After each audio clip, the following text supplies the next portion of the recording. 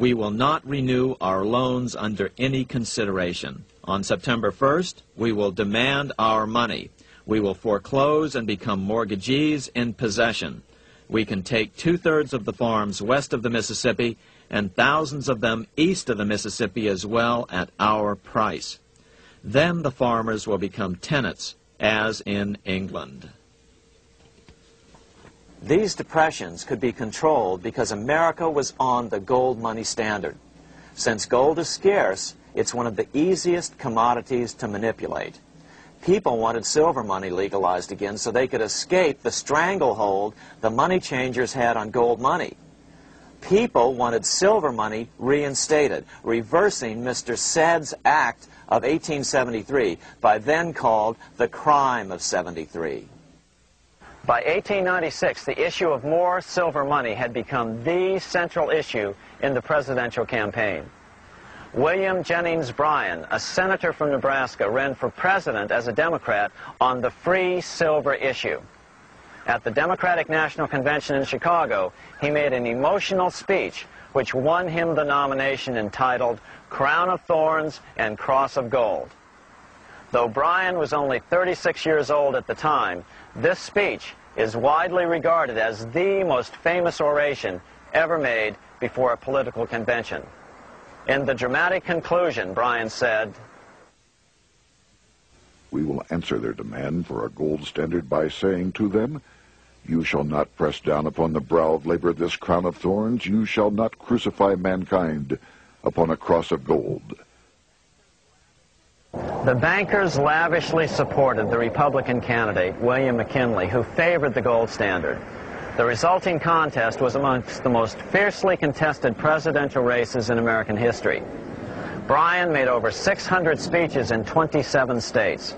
The McKinley campaign got manufacturers and industrialists to inform their employees that if Bryan were elected, all factories and plants would close and there would be no work.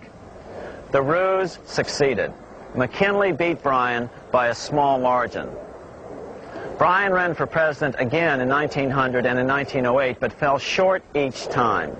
During the 1912 Democratic Convention, Bryan was a powerful figure who helped Woodrow Wilson win the nomination. When Wilson became president, he appointed Bryan as Secretary of State, but Bryan soon became disenchanted with the Wilson administration. Bryan served only 2 years in the Wilson administration before resigning in 1915 over the highly suspicious sinking of the Lusitania, the event which was used to drive America into World War I. Although William Jennings Bryan never gained the presidency, his efforts delayed the money changers for 17 years from attaining their next goal, a new, privately owned central bank for America.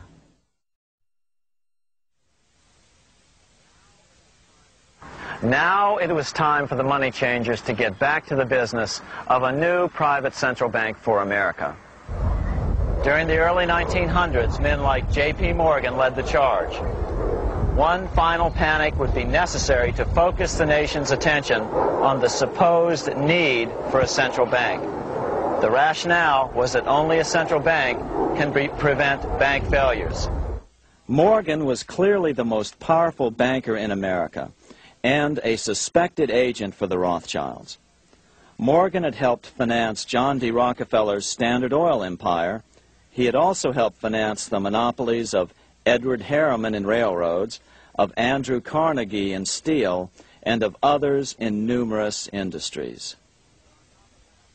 But on top of that, J.P. Morgan's father, Junius Morgan, had been America's financial agent to the British. After his father's death, J.P. Morgan took on a British partner, Edward Grenfell, a longtime director of the Bank of England. In fact, upon Morgan's death, his estate contained only a few $1 million. The bulk of the securities most people thought he owned were, in fact, owned by others.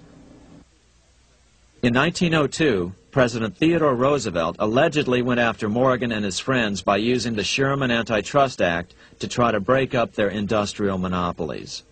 Actually, Roosevelt did very little to interfere in the growing monopolization of American industry by the bankers and their surrogates. For example, Roosevelt supposedly broke up the Standard Oil monopoly, but it wasn't really broken at all. It was merely divided into 7 corporations, all still controlled by the Rockefellers.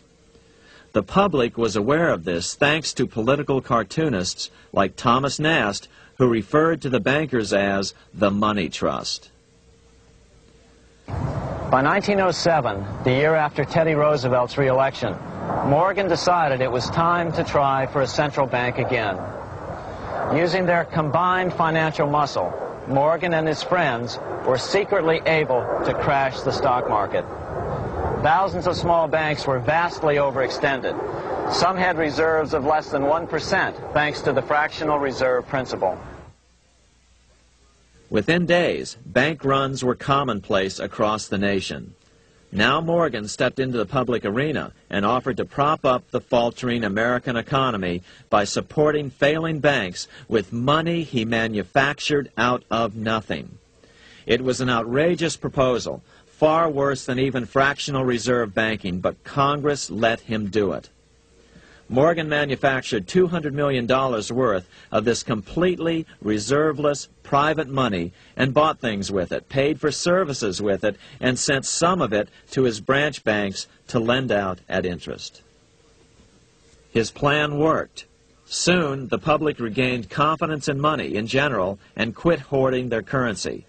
But as a result, banking power was further consolidated into the hands of a few large banks. By 1908, the panic was over, and Morgan was hailed as a hero by the president of Princeton University, a man by the name of Woodrow Wilson. All this trouble could be averted if we appointed a committee of 6 or 7 public-spirited men like J.P. Morgan to handle the affairs of our country. Economics textbooks would later explain that the creation of the Federal Reserve System was the direct result of the panic of 1907. Quote, "With its alarming epidemic of bank failures, the country was fed up once and for all with the anarchy of unstable private banking." Close quote. But Minnesota Congressman Charles A. Lindbergh Sr., the father of the famous aviator Lucky Lindy, later explained that the panic of 1907 was really just a scam. Those not favorable to the money trust could be squeezed out of business and the people frightened into demanding changes in the banking and currency laws which the money trust would frame. So, since the passage of the National Bank Act of 1863, the money changers had been able to create a series of booms and busts. The purpose was not only to fleece the American public of their property, but to later claim that the banking system was basically so unstable that it had to be consolidated into a central bank once again.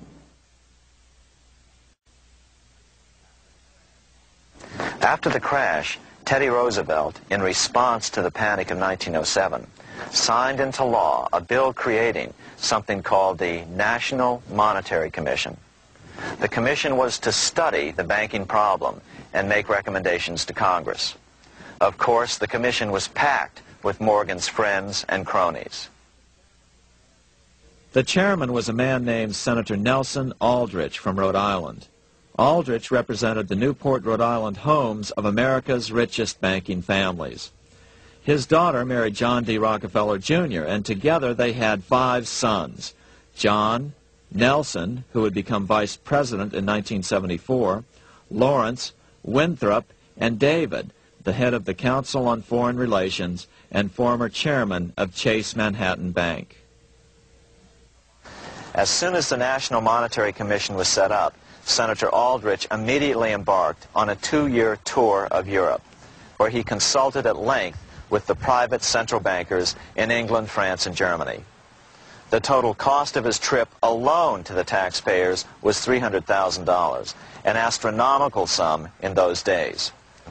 Shortly after his return, on the evening of November 22, 1910, some of the wealthiest and most powerful men in America boarded Senator Aldrich's private rail car and in the strictest secrecy journeyed to this place, Jekyll Island, off the coast of Georgia.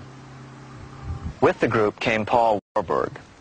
Warburg had been given a $500,000 per year salary to lobby for the passage of a privately owned